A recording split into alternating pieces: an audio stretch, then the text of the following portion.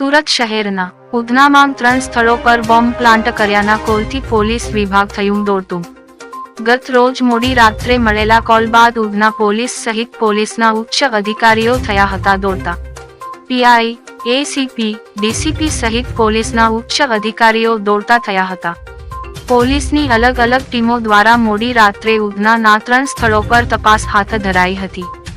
જે નંબરથી કોલ આવ્યો હતો તે કોલને પોલીસ દ્વારા ટ્રેસ કરી ટીખળખોરને ગણતરીના કલાકોમાં જ ઝડપી પાડવામાં આવ્યો હતો।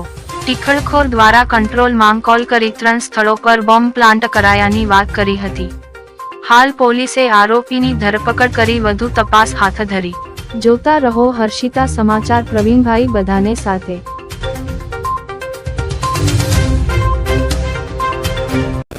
ગઈકાલે સુરત શહેર કંટ્રોલ રૂમમાં એક કોલ આવ્યો હતો।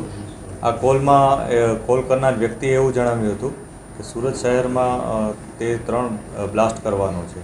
જે અનુસંધાને પોલીસે તત્કાલ જે કોલર છે એને આઈડેન્ટિફાઈ કરવાની કોશિશ શરૂ કરી દીધી હતી।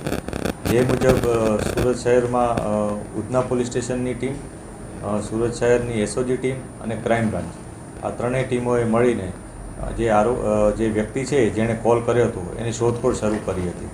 તેના માટે આ ત્રણેય ટીમોએ એકસાથે મળીને આખી રાત ઉધના શહેર પોલીસ સ્ટેશન વિસ્તારમાં જ્યાં એની ઇન્ફોર્મેશન આવી રહી હતી ત્યાં કોમ્બિંગ કર્યું હતું અને એની આરોપીની શોધખોળ શરૂ કરી હતી। શોધખોળના અંતે આખા રાતના ખૂબ જ અથાગ પ્રયત્નોને બાદ સવારના પોલીસને આ વ્યક્તિ મળી આવી હતી। એને ઇન્ફોર્મેશન શું કામ આપી હતી એની પ્રાથમિક તપાસ પોલીસે કરી છે। એણે આ પ્રકારની વાત કરવા પાછળનું એનું કારણ જાણ્યું છે। જે આરોપી છે અત્યારે એ પોતે એક ફેક કોલ આપ્યો હતો અને પોલીસને પરેશાન કરવા માટે આ પ્રકારની એણે હરકત કરી હતી એવી ઇન્ફોર્મેશન પોલીસને મળી છે। જે વ્યક્તિ છે એનું નામ અશોક સિંહ છે, તે મૂળ યુપીનો રહેવાસી છે અને પોલીસ હાલ બીજી વિગતો પણ એની તપાસ કરી રહી છે। આરોપી શું કરે? જે આરોપી છે અશોક સિંહ એણે અત્યારે છૂટક કામકાજ કરે છે અને લોડિંગ અનલોડિંગ એ પ્રકારનું છૂટક કામકાજ કરે છે તથા કોઈ જગ્યાએ જ્વેલર શોપમાં પણ નાના મોટા કામ કરે છે એ પ્રકારની માહિતી છે।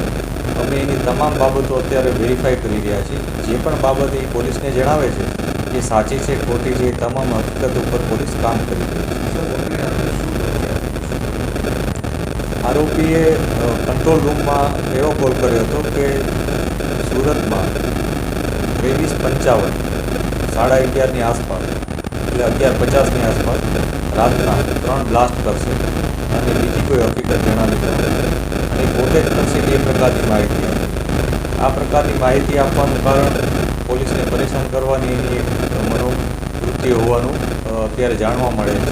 તેમ છતાં આમાં એની સાથે અન્ય કોઈના મિત્રો સંડોવાયેલા છે કે નહીં અથવા આ કોલ કરવાનો મુખ્ય હેતુ શું હતો એ તમામ ઇન્ફોર્મેશન પોલીસ એની પાસેથી મેળવી રહી છે।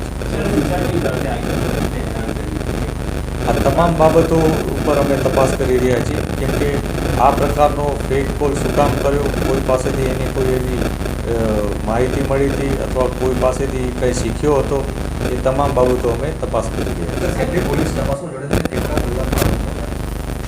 જે કોલ આવ્યો એટલે તત્કાલ જે અમારા શહેરની જે મુખ્ય પોલીસ જેને કહી શકાય એ લોકો આ તમામ કામોમાં કામગીરી કરતા હોય છે। એમાં શહેરની ઉધના પોલીસ સ્ટેશન વિસ્તારની ટીમ કેમ કે આ કોલ ઉધનાની આસપાસનો હોય એની માહિતી હતી જેથી ઉધના પોલીસ સ્ટેશનની ટીમ આ ઉપરાંત એસઓજી અને ક્રાઇમ બ્રાન્ચ કે જેઓ એક ક્રિમિનલની આવી મુખ્ય કામગીરી કરતી શાખાઓ છે તેઓ પણ આમાં જોડાયા હતા। ખૂબ જ મોટા પ્રમાણમાં ત્રણેય ટીમો જોડાઈ અને આ કામગીરી કરી। અત્યારે અમે જે આરોપી લઈ આવ્યા છે એની બીજી બધી વિગતોમાં તપાસ કરી રહ્યા છીએ। તેનું નામ અશોક સિંહ છે। એ ખરેખર એને અગાઉ પણ આવું કોઈ ગુનાહિત કૃત્ય કર્યું હતું અથવા અન્ય કોઈ ગુનામાં સંડોવાયેલો હતો કે નહીં એ તપાસ કરી રહ્યા છે।